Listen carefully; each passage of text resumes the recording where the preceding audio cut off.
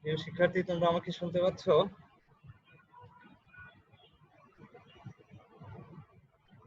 তোমরা কি আমাকে শুনতে পাচ্ছ? জি স্যার। কেমন আছো সবাই?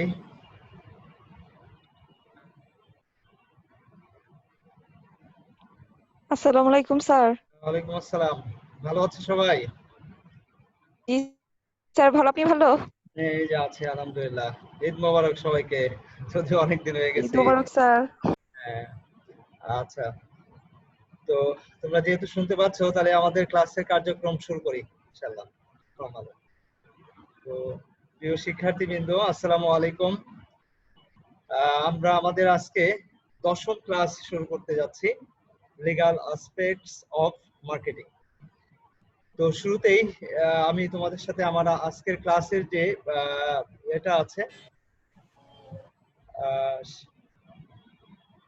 পাওয়ার পয়েন্টের যে কাজ, সেটা আমি শেয়ার করি। তো দেখো, তো প্রিয় শিক্ষার্থী, আজকের এই ক্লাসে তোমাদের সবাইকে স্বাগত জানাচ্ছি। আমরা আজকে যে দুইটা চ্যাপ্টার নিয়ে মূলত আলোচনা করব।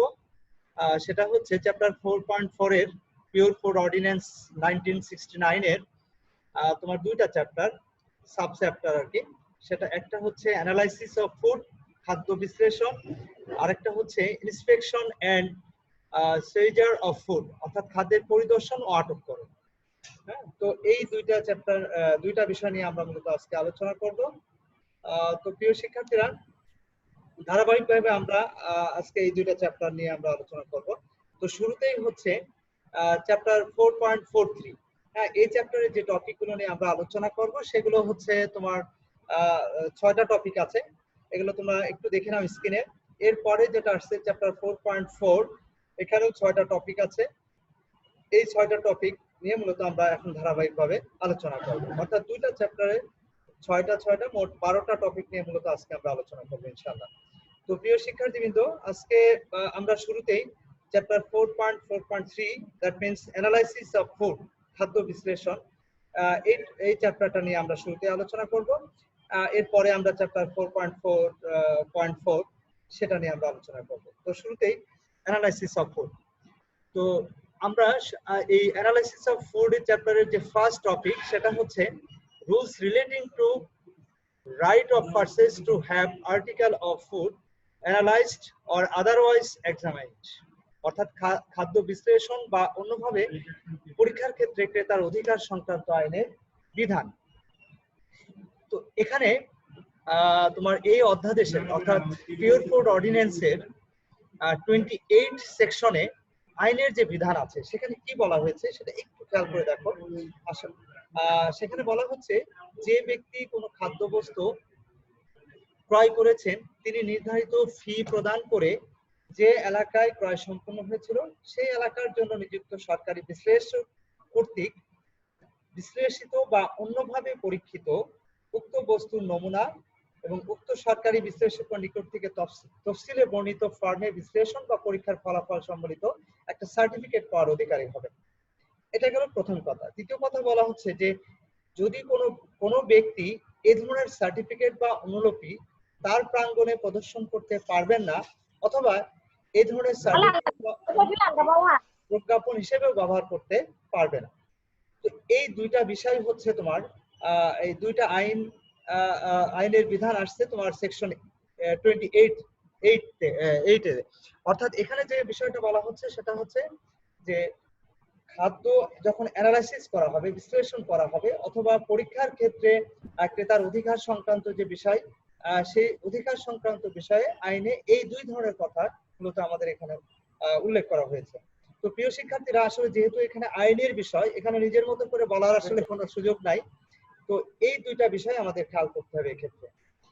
নেক্সট টপিকে আমরা চলে যাচ্ছি, rules relating to compulsory sale or surrender of samples of food for analysis or examination, অর্থাৎ বাধ্যতামূলক বিক্রয় বা পরীক্ষা বিশ্লেষণের জন্য নমুনা সমর্পণে বাধ্যকরণ সংক্রান্ত আইনের বিধান। অর্থাৎ এক্ষেত্রে যে বিষয়টা বলা হচ্ছে, টপিকটা আমরা একটু আগে বোঝার চেষ্টা করি, তাহলে আমার মনে হয় আরো বিষয়টা ক্লিয়ার হবে। সেটা হচ্ছে এখানে যেটা বোঝাতে চাইছে সেটা হচ্ছে যে বাধ্যতামূলকভাবে বিক্রয়, অর্থাৎ কোনো পণ্য বা পণ্য জাতীয় কোনো বস্তু আমরা বাধ্যতামূলকভাবে বিক্রয় করব অথবা সেটা পরীক্ষার জন্য বা বিশ্লেষণের জন্য নমুনা সমর্পণ করতে হবে। তো এ সংক্রান্ত আইনের কি বিধান আছে সেই বিধানটা আমরা একটু দেখার চেষ্টা করি। তো এখানে যে বিষয়টা বলা হচ্ছে সেটা হচ্ছে তোমার দেখো এই আইনের অর্থাৎ পিওর ফুড অর্ডিন্যান্সের 29 সেকশনে যে বিষয়টা বলা হচ্ছে সেটা হচ্ছে নাম্বার 1, এই উদ্দেশ্যে সরকার কর্তৃক কর্তৃত্বপ্রাপ্ত কোনো ব্যক্তি বা সরকার কর্তৃক ক্ষমতাপ্রাপ্ত কোনো স্থানীয় কর্তৃপক্ষ খাদ্যবস্তুর প্রস্তুতিতে ব্যবহৃত কোনো উপাদান বা কোনো বস্তু যা উক্ত উদ্দেশ্যে ব্যবহারের যোগ্য হবে। 2 নম্বরে যেটা বলা হচ্ছে দেখো, কোনো ব্যক্তি যার নিকট উপধারা 1 অনুসারে যে সকল দ্রব্য বা উপাদান বা বস্তু রয়েছে তাকে উক্ত উপধারা অনুসারে তার নমুনা বিক্রয় বা সমর্পণ বা সেক্ষেত্রে যা যা প্রয়োজন সেটা করতে তিনি বাধ্য থাকবেন। আর 3 নম্বরে যেটা বলা হচ্ছে, উপধারা 1 অনুসারে কর্তৃত্বপ্রাপ্ত ব্যক্তি যার দখলে দ্রব্য উপাদান বা বস্তু থাকবে তাকে উক্ত উপধারা অনুসারে নির্ধারিত ফর্মে এই মর্মে ঘোষণা দিতে হবে যে তিনি উক্ত দ্রব্য বস্তু বা উপাদানের প্রয়োজনীয় নমুনা ক্রয় বিক্রয় এবং সেক্ষেত্রে যা যা করা প্রয়োজন সেটা তিনি করবেন। এই মর্মে তাকে একটা নিশ্চয়তা প্রদান করতে হবে। 4 নম্বর যেটা বলা হচ্ছে, খাদ্যদ্রব্যের বহির্গমন সরবরাহ স্থল বা ভান্ডারের যে কোনো রেকর্ড পত্রাদি যেখানে রক্ষিত আছে উপধারা 1 অনুসারে ক্ষমতাপ্রাপ্ত কোনো ব্যক্তি এই ধারার উদ্দেশ্য পূরণকল্পে উক্ত স্থানে প্রবেশ করে পরিদর্শন করতে পারবেন। আর 5 নম্বরে যেটা বলা হচ্ছে সেটা হচ্ছে, উপধারা 2 অনুসারে সমর্পণকৃত নমুনার মালিক যদি নির্ধারিত পদ্ধতিতে এবং সমর্পণের 1 মাসের মধ্যে উক্ত নমুনার জন্য মূল্য দাবি করেন তবে উক্ত দ্রব্য বা বস্তুর মালিককে সরকার বা স্থানীয় কর্তৃপক্ষ কি করতে পারবে, বিধি অনুসারে মূল্য পরিশোধ করতে পারবেন।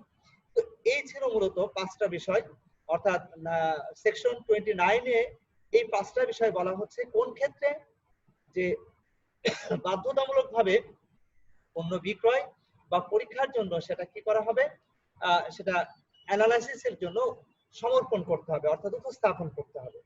এই ক্ষেত্রে আইনের এই 5টা বিধান আমাদেরকে অনুসরণ করতে হবে। 3 নম্বর টপিকে যেটা বলা হচ্ছে দেখো, next topic, procedure for obtaining analysis or examinator, অর্থাৎ বিশ্লেষণ বা পরীক্ষার জন্য প্রাপ্ত পদ্ধতি।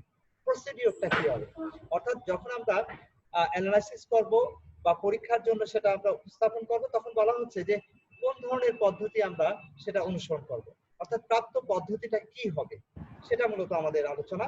তো এখানে যেটা বলা হচ্ছে সেটা হচ্ছে, কোনো ব্যক্তি কর্তৃক প্রেরিত নমুনা বা বিকৃত বা ফেরত প্রদানকৃত নমুনা যেখানে যেটি প্রযোজ্য হবে সেখানে সেই বিষয়টাই বিশ্লেষণ বা পরীক্ষা করতে চাইলে সেক্ষেত্রে আমাদের এই নিম্নোক্ত 3টি বিষয় আমাদেরকে মেনটেন করতে হবে। সেই 3টে বিষয় কি?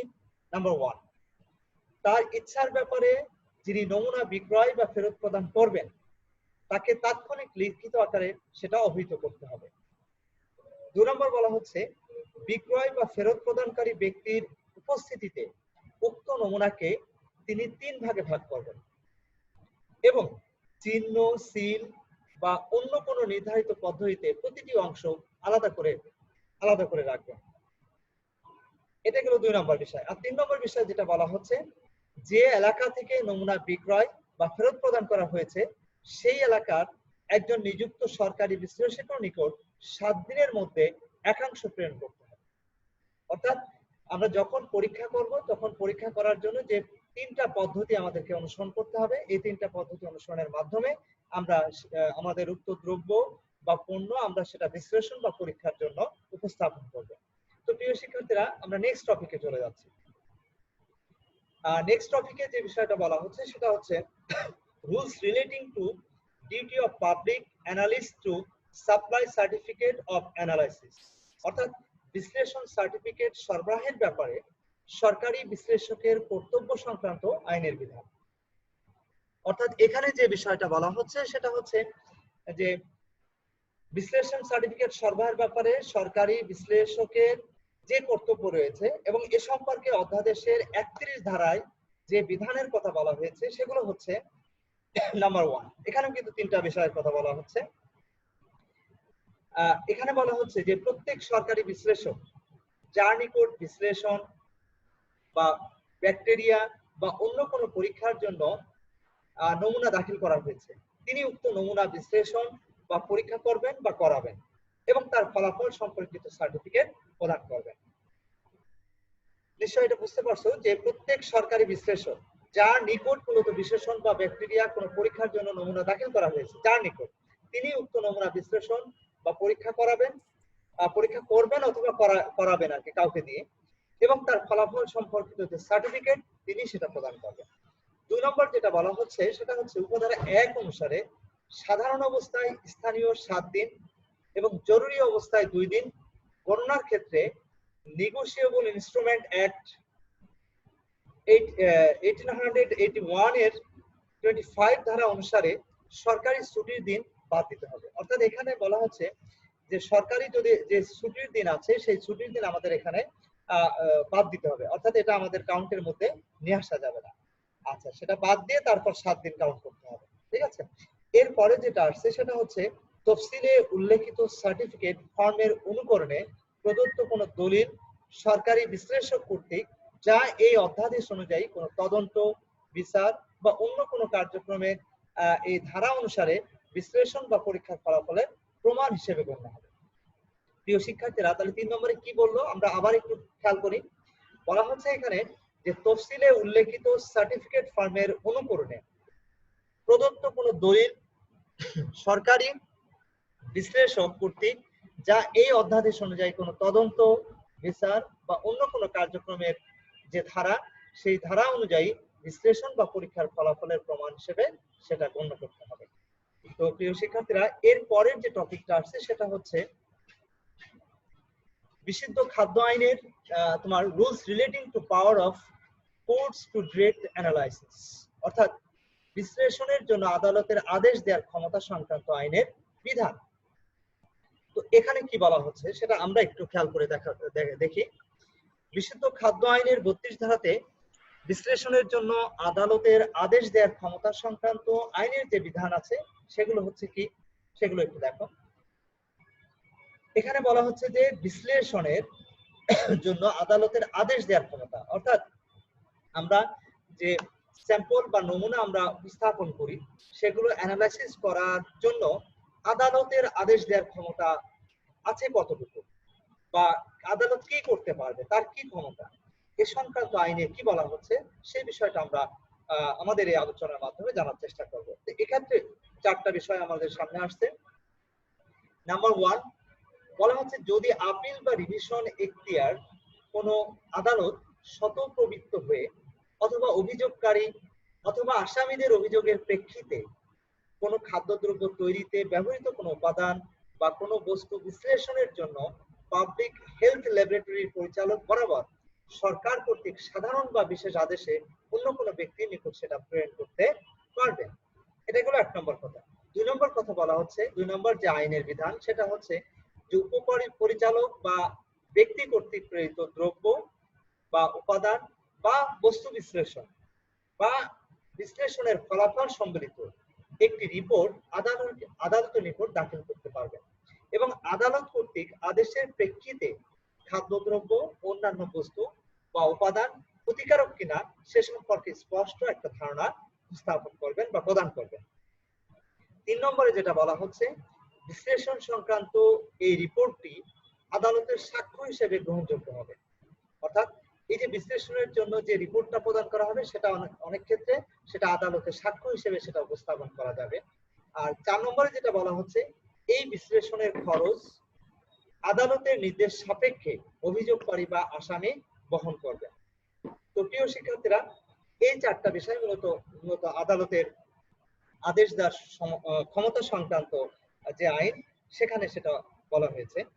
এর পরের টপিকে যেটা বলা হচ্ছে rules relating to quarterly reports by local authorities and public analysis, অর্থাৎ স্থানীয় কর্তৃপক্ষ এবং সরকারি বিশ্লেষক কর্তৃক ত্রৈমাসিক রিপোর্ট প্রদান সংক্রান্ত আইনের বিধান।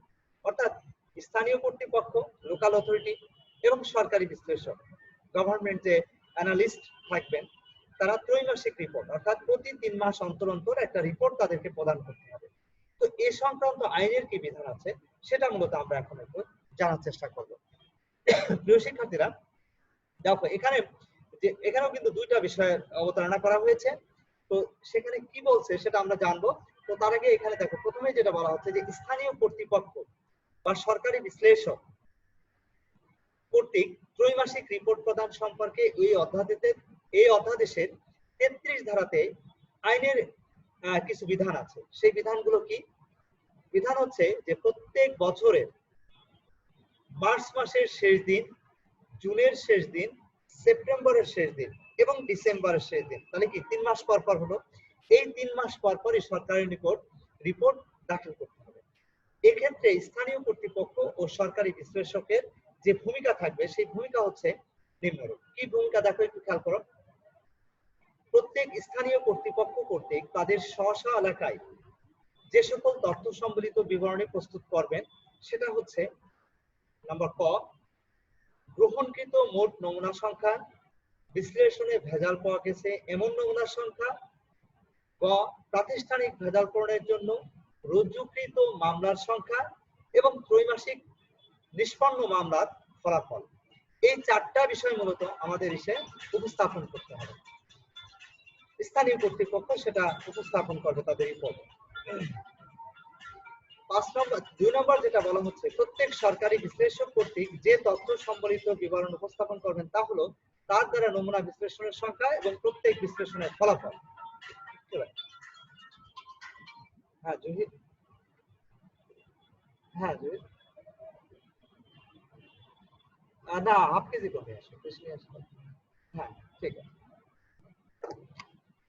সরি। হ্যাঁ, এর পরের টপিকে আমরা চলে যাব প্রিয় শিক্ষার্থীরা। তাহলে তোমরা এটা বুঝতে পারছো নিশ্চয়। পরের টপিক বলতে আমরা পরের চ্যাপ্টার, অর্থাৎ আমাদের ফার্স্ট চ্যাপ্টার যেটা ছিল আমাদের আলোচনা সেটা হচ্ছে 4.4.3, সেটা আমাদের আলোচনা শেষ করলাম। এরপর যে আমরা আমাদের লাস্ট চ্যাপ্টার যেটা সেটা হচ্ছে চ্যাপ্টার 4.4.4, অর্থাৎ inspection and seizure of food, অর্থাৎ খাদ্যের পরিদর্শন এবং আটক করা, সিজ করা। অর্থাৎ আমরা জানি যে আমরা খাদ্য পরিদর্শনও করতে পারবো, আবার সেটা সিজও করতে পারবো, ঠিক আছে।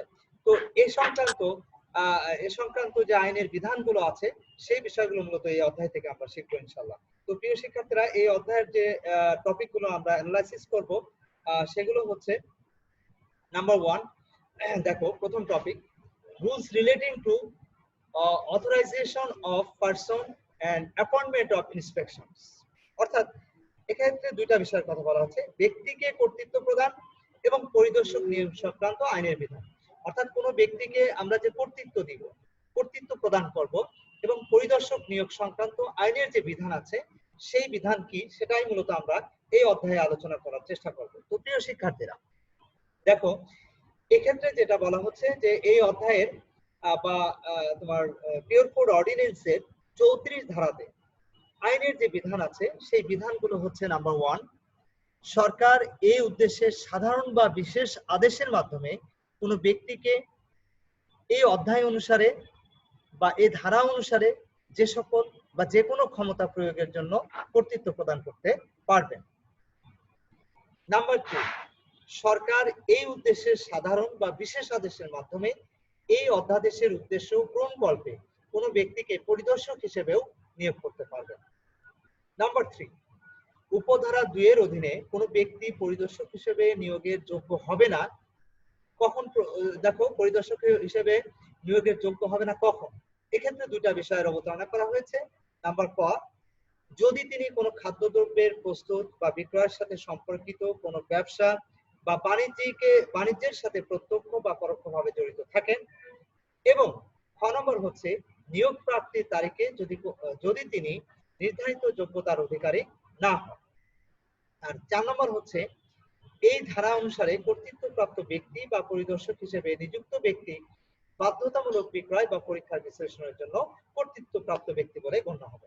তো প্রিয় শিক্ষার্থীরা, এই চারটা বিষয় মূলত আমাদের এই কোনো ব্যক্তিকে কর্তৃত্ব প্রদান এবং ইন্সপেক্টর হিসেবে আমরা যে তাকে অ্যাপয়েন্টমেন্ট দিব এ সংক্রান্ত আইনের যে বিধান আছে সেই বিধানে মূলত এই চারটা বিষয় মূলত উপস্থাপন করা হয়েছে। তো প্রিয় শিক্ষার্থীরা, আমরা নেক্সট টপিকে চলে যাচ্ছি। নেক্সট টপিকটা হচ্ছে rules relating two right to enter premises, অর্থাৎ প্রাঙ্গণে প্রবেশের অধিকার সংক্রান্ত আইনের বিধান। প্রাঙ্গণে প্রবেশের অধিকার সংক্রান্ত আইনের বিধান, অর্থাৎ এখানে কি বলা হচ্ছে সেটা একটু খেয়াল করো। প্রাঙ্গণে বলতে এখানে আসলে কি বোঝানো হচ্ছে এটা আমরা একটু আগে বুঝে নিই। প্রাঙ্গণ বলতে আমরা যেটা বোঝাতে চাচ্ছি সেটা হচ্ছে আমাদের যে অফিস, আমাদের যে দোকান বা আমাদের যে স্টোর রুম অথবা যে ফ্যাক্টরি যেখানে খাদ্যদ্রব্য প্রস্তুত এবং বিক্রয় করা হয়, সেই স্থানটাকে মূলত আমরা এখানে প্রাঙ্গণ হিসেবে আখ্যায়িত করছি। তো প্রিয় শিক্ষার্থীরা, তো বলা হচ্ছে যে এই প্রাঙ্গণে প্রবেশের যে অধিকার, অর্থাৎ সেখানে যে প্রবেশ করতে পারবো বা ইন্সপেকশন করার জন্য বা ভিজিট করার জন্য বা অন্য কোনো অ্যানালাইসিস করার জন্য আমরা যে সেখানে প্রবেশ করব, অর্থাৎ সরকারি কর্তৃপক্ষ বা বিশ্লেষক সেখানে প্রবেশ করবে। তো সে সংক্রান্ত আইনের যে বিধান, সেই বিধানে যেটা বলা হয়েছে সেটা হচ্ছে এরকম, দেখো।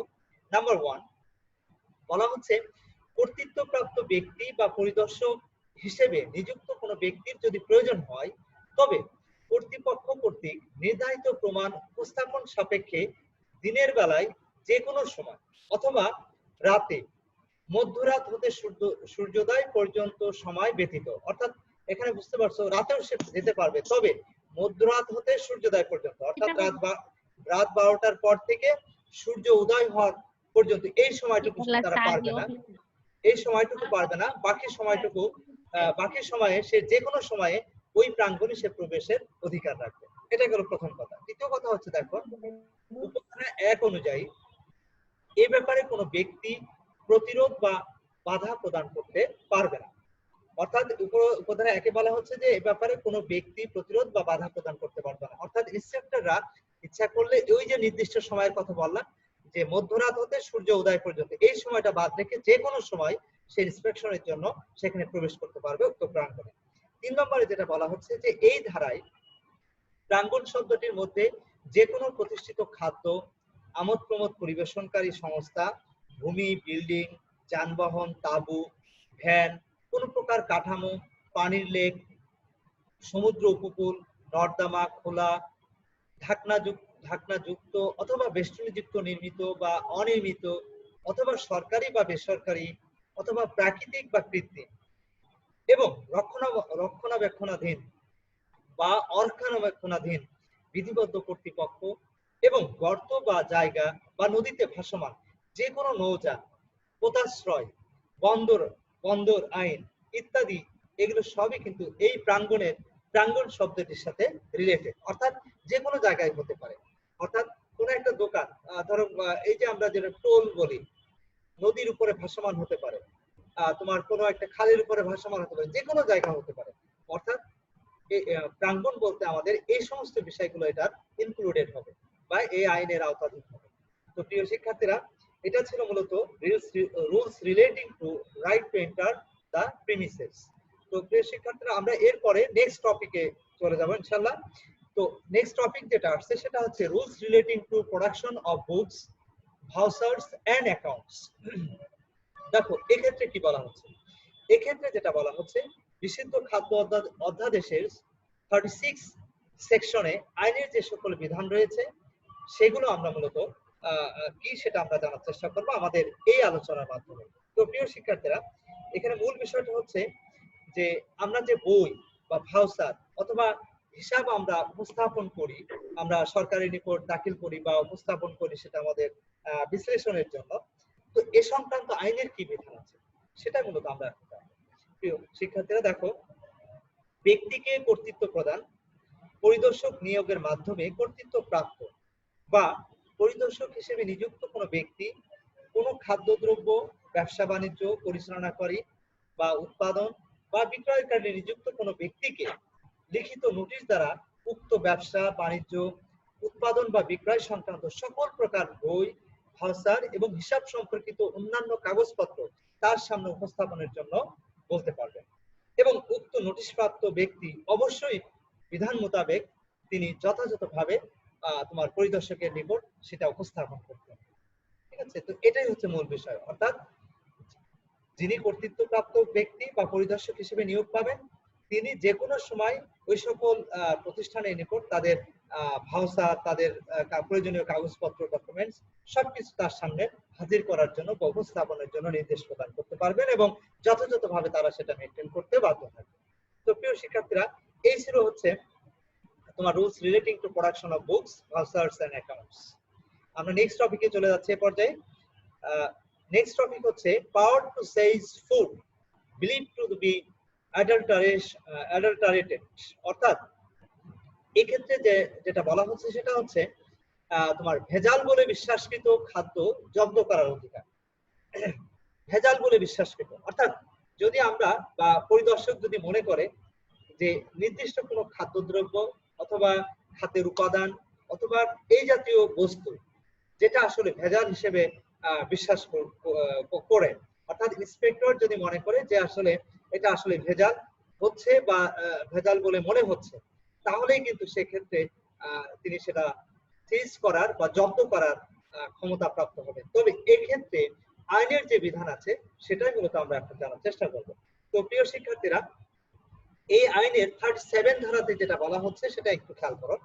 এখানে যেটা বলা হচ্ছে সেটা হচ্ছে নাম্বার 1, কর্তৃত্বপ্রাপ্ত ব্যক্তি বা পরিদর্শক হিসেবে নিযুক্ত কোনো ব্যক্তি দিনের বেলায় যে কোনো সময় অথবা রাতে মধ্যরাত হতে সূর্য উদয় সময় পর্যন্ত ছাড়া, এখানে বলা হচ্ছে যে কোনো সময়, তবে রাত হয়তো 12টা, মধ্যরাত বলতে আমরা রাত 12টা মিনিট করি, রাত 12টা হতে সূর্য উদয় হওয়া পর্যন্ত এই সময়টুকু কিন্তু ইন্সপেকশন করা যাবে না।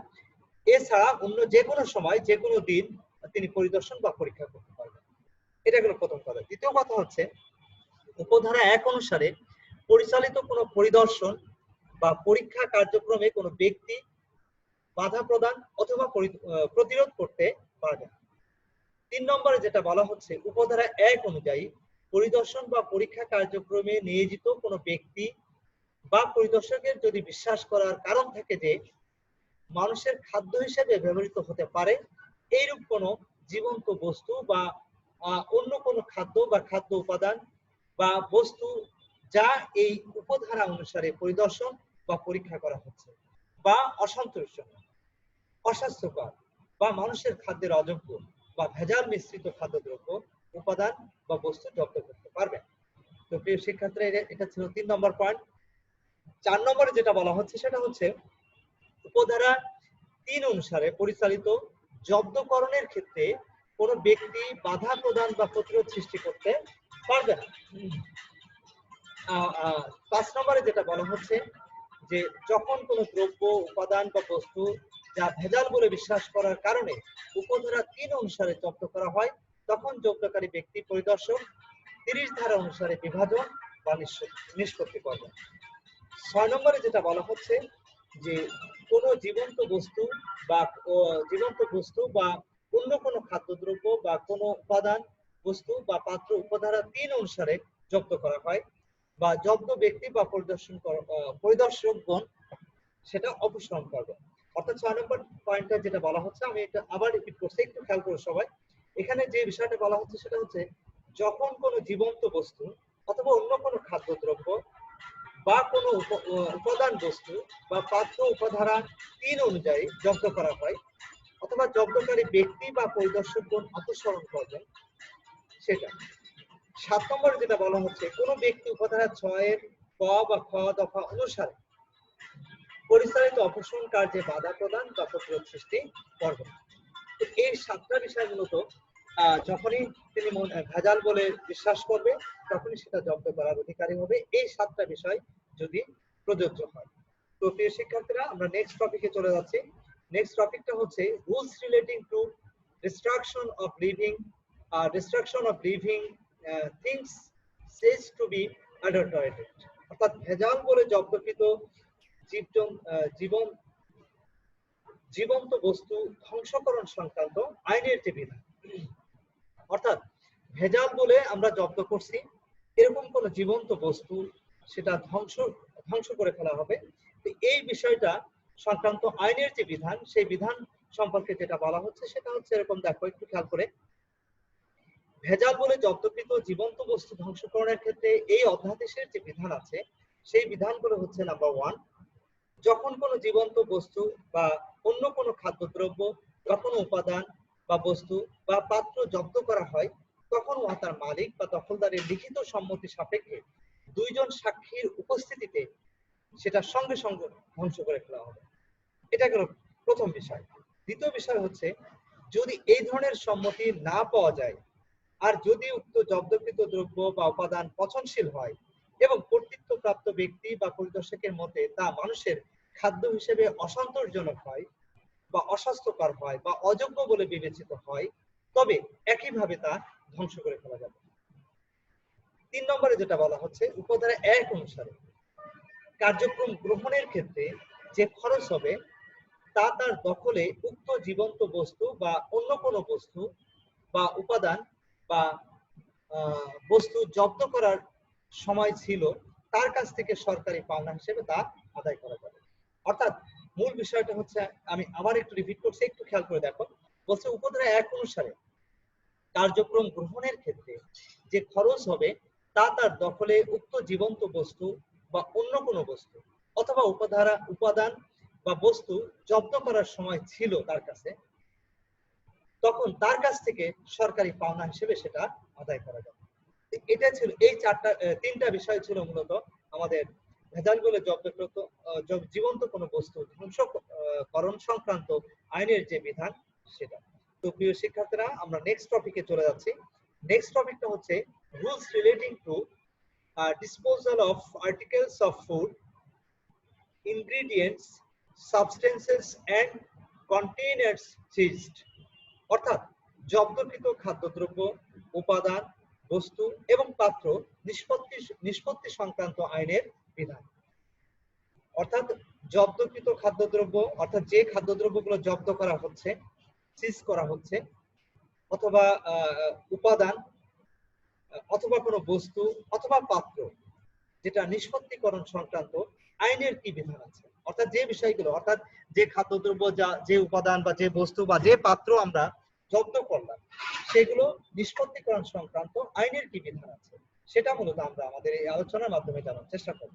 তো প্রিয় শিক্ষার্থীরা, জব্দকৃত খাদ্যদ্রব্য বা উপাদান, বস্তু এগুলো নিষ্পত্তি সংক্রান্ত আইনের যে বিধান আছে, অর্থাৎ সেকশন 39 এর যে বিধান উপস্থাপন করা হয়েছে সেগুলো হচ্ছে নাম্বার 1। এক্ষেত্রে বলা হচ্ছে, কর্তৃত্বপ্রাপ্ত কোনো ব্যক্তি বা নিযুক্ত পরিদর্শক যখন কোনো পাত্র জব্দ করেন, তখন তিনি এই অধ্যাদেশের বিধান অনুসারে উক্ত জীবন্ত বস্তু বা অন্য খাদ্য বস্তু অথবা উপাদান, বস্তু বা পাত্র ধ্বংস না করে যার দখলে থাকা অবস্থায় তা জব্দ করা হয়েছিল তাকে জানান যে তা ম্যাজিস্ট্রেটের সম্মুখে উপস্থাপন করা হবে। এটা গেল প্রথম কথা। দ্বিতীয় কথা বলা হচ্ছে, দণ্ডবিধি তোমার 1860 সালের 45 নাম্বার যে সেকশন মানে রুলস আছে, সেখানে যেটা বলা হচ্ছে, দণ্ডবিধি এই অধ্যাদেশ অনুসারে অভিযোগ দায়ের করা হোক বা না হোক, যদি ম্যাজিস্ট্রেটের সম্মুখে উপধারা 1 অনুসারে জীবন্ত বস্তু বা অন্য কোনো খাদ্যদ্রব্য বা কোনো উপাদান বা কোনো বস্তু বা পাত্র যেটা উপস্থাপন করা হচ্ছে বা হয়, তবে তিনি তার বিবেচনায় প্রয়োজনীয় সাক্ষ্য গ্রহণ শেষে নির্দেশ দিতে পারবেন। অর্থাৎ তার বিবেচনায় যেটা মনে হবে সেটা প্রয়োজনীয় সাক্ষ্য নেওয়ার পর বা গ্রহণের মাধ্যমে তার কাছে যেটা ভালো মনে হবে বা তিনি যেটা বিবেচনা করবেন সে বিষয়ে তিনি নির্দেশ প্রদান করতে পারবেন। 3 নম্বর যেটা বলা হচ্ছে, উপধারা 2 অনুসারে আদেশ প্রদানের সময় ম্যাজিস্ট্রেট আরো নির্দেশ দিতে পারবেন যে বাজেয়াপ্ত বা ধ্বংসপ্রাপ্ত অথবা নিষ্পত্তির জন্য যে খরচ হবে তা যার দখল হতে উক্ত জীবন্ত বস্তু বা খাদ্যদ্রব্য, উপাদান, বস্তু বা পাত্র জব্দ করা হয়েছিল তার কাছ থেকে উক্ত খরচ এমন ভাবে আদায় করা হবে যেন এই আদেশ অনুসারে আরোপিত কোনো জরিমানা হিসেবে সেটা গণ্য হয়। তো প্রিয় শিক্ষার্থীরা, এটা ছিল 3 নম্বর উপধারার 2 অনুসারে যেটা আলোচিত হয়েছে সেটা। এবার তোমার 4 নম্বরে যেটা বলা হচ্ছে, উপধারা 2 অনুসারে যদি এরকম হয় যে প্রেরিত কোনো বিষয়ের ক্ষেত্রে সাক্ষ্য গ্রহণ শেষে ম্যাজিস্ট্রেট বিবেচনা করেন যে উক্ত উপাদান বা বস্তু যা মানুষের খাদ্য হিসেবে অরুচিকর বা অস্বাস্থ্যকর অথবা অযোগ্য অথবা ভেজাল নয়, যদি এরকম মনে করে তাহলে সেক্ষেত্রে তিনি তার বিবেচনায় সেভাবে তিনি নির্দেশ প্রদান করবেন। তো প্রিয় শিক্ষার্থীরা, এটা ছিল মূলত আমাদের rules relating to disposal of particles of food, ingredients, substances and containers seized সংক্রান্ত যে আলোচনা সেটা। তো প্রিয় শিক্ষার্থীরা, আমরা নেক্সট টপিকে চলে যাচ্ছি। সরি, আমাদের আজকের আলোচনা মোটামুটি এই পর্যন্তই, আর কোনো টপিক আমাদের বাকি নাই। তো প্রিয় শিক্ষার্থীরা, তোমাদের এই আমরা যে এতক্ষণ ধরে যে আলোচনা করলাম, এই আলোচনা তোমরা বুঝতে পেরেছো কিনা? আর যদি কোনো কোশ্চেন থাকে সেটা তোমরা করতে পারো। আমাদের বাকি যতটুকু সময় আছে এই সময় আমরা তোমাদের কোশ্চেন নিয়ে আলোচনা করতে পারি।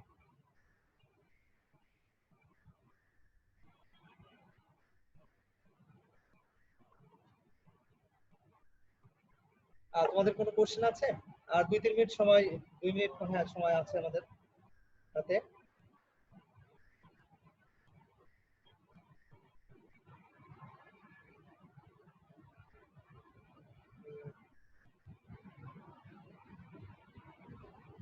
তোমাদের কারো কোনো কোশ্চেন আছে?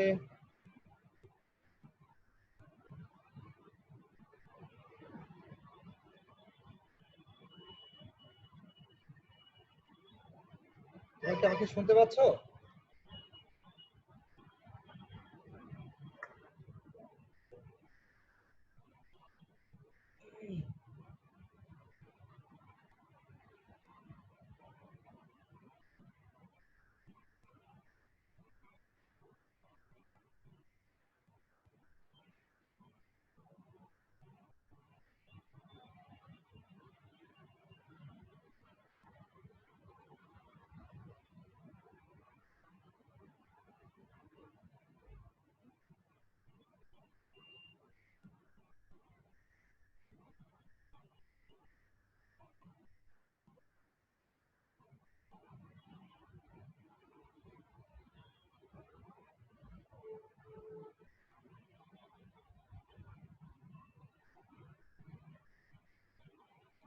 তোমরা কি শুনতে পাচ্ছ আমাকে?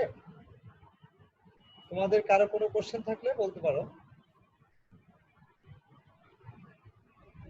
আশার কি কোনো কোশ্চেন আছে? জি স্যার। হ্যাঁ বলো।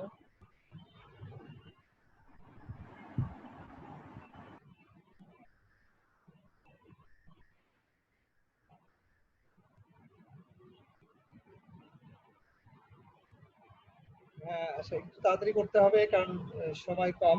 যে কোনো সময় আমাদের ক্লাসের কার্যক্রম শেষ হয়ে যেতে পারে। আহ,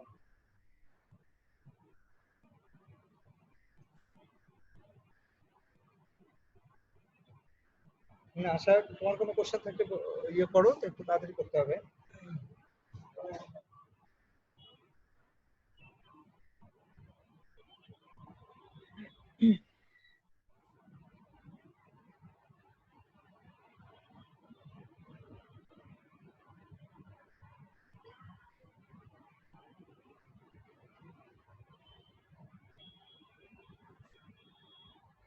কারো কোনো কোশ্চেন নাই সম্ভবত।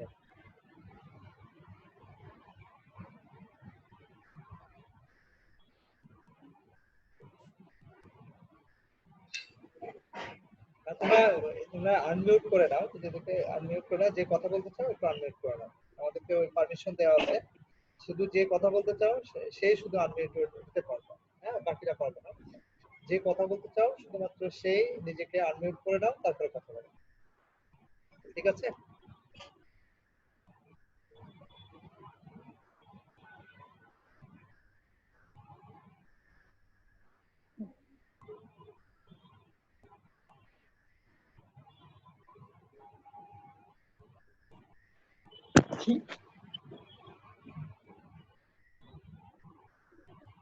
আমি শুনতে পাচ্ছি না। আশা মনে হয় কোনো কোশ্চেন করতে চাইছিল, কিন্তু আশার কোনো কোশ্চেন তো আমি শুনতে পেলাম না।